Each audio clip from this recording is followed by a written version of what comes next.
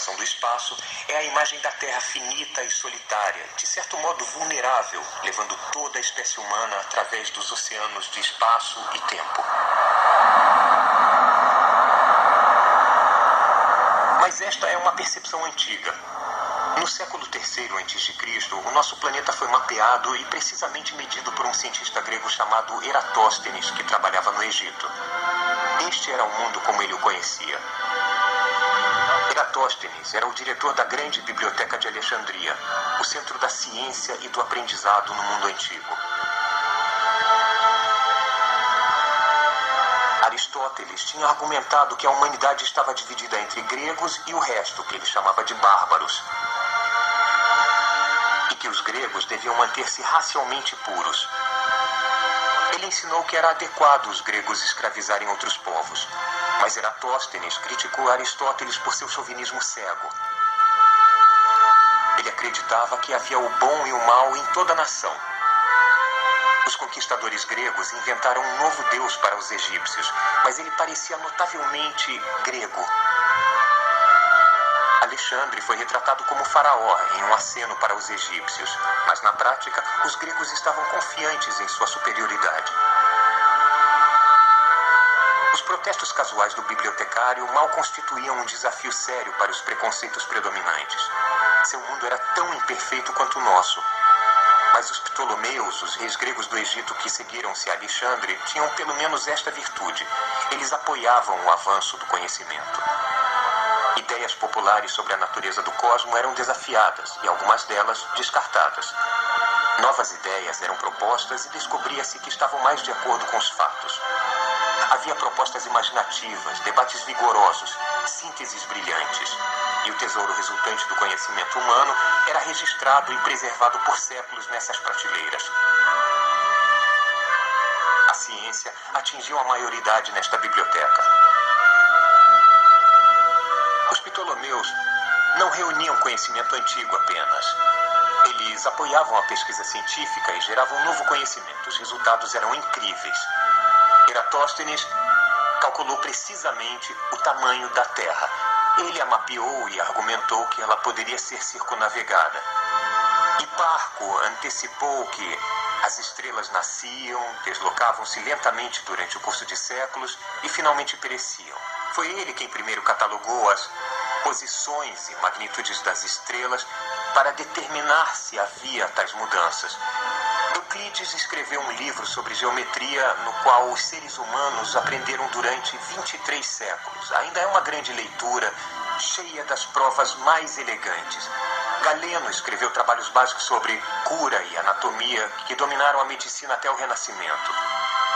Estes são apenas alguns exemplos. Havia dúzias de grandes eruditos aqui e centenas de descobertas fundamentais.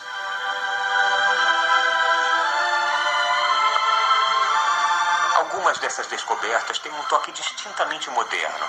Apolônio de Perga estudou a parábola e a elipse, curvas que hoje sabemos que descrevem os caminhos de objetos que caem em um campo gravitacional e de veículos espaciais viajando entre os planetas. Heron de Alexandria inventou os motores a vapor e a engrenagem dos trens. Ele foi o autor do primeiro livro sobre robôs. Imaginem como nosso mundo seria diferente se essas descobertas tivessem sido explicadas e usadas em benefício de todos. Se a perspectiva humana de Eratóstenes tivesse sido largamente adotada e aplicada. Mas não foi desse modo. Alexandria era a maior cidade que o mundo já tinha visto. Gente de todas as nações vinha aqui para viver, comerciar, aprender.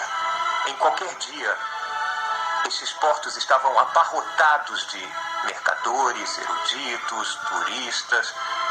Provavelmente foi aqui que a palavra cosmopolita percebeu seu verdadeiro significado. De um cidadão, não apenas de uma nação, mas de todo o cosmo. Ser um cidadão do cosmo. Aqui estavam claramente as sementes do nosso mundo moderno. Mas por que elas não criaram raízes e vicejaram? Por que, em vez disso, o Ocidente dormiu por milhares de anos na escuridão até Colombo, Copérnico e seus contemporâneos redescobrirem o trabalho feito aqui? Eu não posso dar uma resposta simples. Mas isto eu sei. Não há registro em toda a história da biblioteca de que qualquer um dos ilustres eruditos e cientistas que trabalharam aqui tenha desafiado seriamente uma única suposição política, econômica ou religiosa da sociedade em que viviam. A permanência das estrelas foi questionada.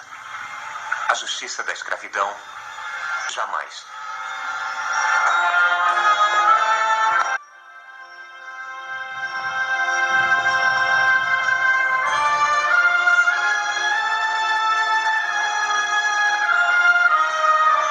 A ciência e o aprendizado eram, em geral, o refúgio dos poucos privilegiados. A vasta população desta cidade não tinha a mais vaga noção das grandes descobertas que estavam sendo feitas dentro destas paredes. Como poderia ter? As novas descobertas não eram explicadas nem popularizadas. O progresso feito aqui pouco a beneficiava. A ciência não fazia parte de suas vidas. As descobertas na mecânica, digamos, ou na tecnologia a vapor, eram aplicadas principalmente no aperfeiçoamento de armas, no encorajamento da superstição, na diversão dos reis. Os cientistas jamais pareceram compreender o enorme potencial das máquinas para libertar o povo do trabalho árduo e repetitivo. As grandes conquistas intelectuais da antiguidade tiveram poucas aplicações práticas. A ciência jamais capturou a imaginação da multidão. Não havia contrapeso para a estagnação, para o pessimismo, para a rendição mais abjeta ao misticismo. Então, quando, depois de muito tempo, a multidão veio para botar fogo aqui, não havia ninguém para impedi-la.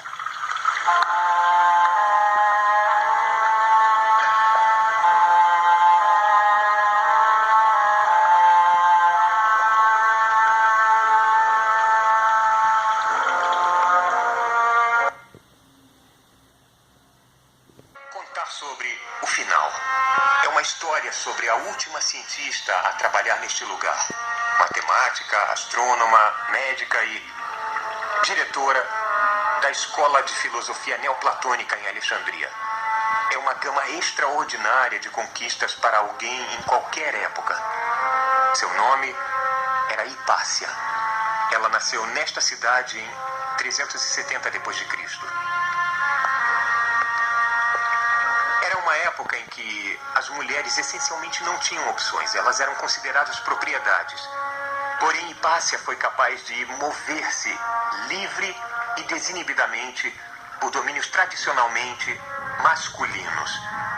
Por todos os relatos, ela possuía grande beleza e, embora tivesse muitos pretendentes, não tinha interesse no casamento. A Alexandria da época de Hipácia, há muito tempo sob domínio romano, era uma cidade em grave conflito. A escravidão, o câncer do mundo antigo, tinha extraído da civilização clássica a sua vitalidade. O crescimento da igreja cristã estava consolidando o seu poder e tentando erradicar a influência e a cultura pagãs. Hipácia ficou no foco, no epicentro de forças sociais poderosas. Cirilo, o bispo de Alexandria, a desprezava. Em parte por causa de sua amizade íntima com o governador romano, mas também porque ela era um símbolo do aprendizado e da ciência que eram largamente identificados pela igreja nos primórdios com o paganismo. Em grande perigo pessoal, Hipácia continuou a lecionar e a publicar, até que, no ano 415 d.C., a caminho do trabalho, ela foi atacada por uma multidão fanática de seguidores de Cirilo. Eles a puxaram da carruagem, rasgaram suas roupas e tiraram a carne dos ossos com colchas de aliote. Seus restos mortais foram queimados, seus trabalhos destruídos, seu nome esquecido. Cirilo foi feito santo. A glória que vemos à minha volta não é nada além de memória. Ela não existe. Os últimos restos da biblioteca foram destruídos 1 ano após a morte de Hipácia. É como se toda uma civilização tivesse passado por uma cirurgia cerebral radical auto-infligida para que a maioria de suas memórias, descobertas, ideias e paixões fosse irrevogavelmente eliminada. A perda foi incalculável. Em alguns casos, sabemos apenas os títulos sedutores de livros que foram destruídos. Na maior parte dos casos, não sabemos nem os títulos, nem os autores. Sabemos que nesta biblioteca havia 123 peças diferentes de Sófocles, das quais apenas 7 sobreviveram até nossa época. Uma dessas 7 é Édipo Rei. Números similares aplicam-se a obras perdidas de Ésquilo, Eurípides, Aristófanes. É tão pouco quanto se as únicas obras sobreviventes de um homem chamado William Shakespeare fossem Coriolano e Um Conto de Inverno. Embora soubéssemos que ele tinha escrito outras coisas altamente apreciadas em sua época. Peças chamadas Hamlet, Macbeth, Sonho de uma Noite de Verão, Júlio César, Rei Lear, Romeu e Julieta.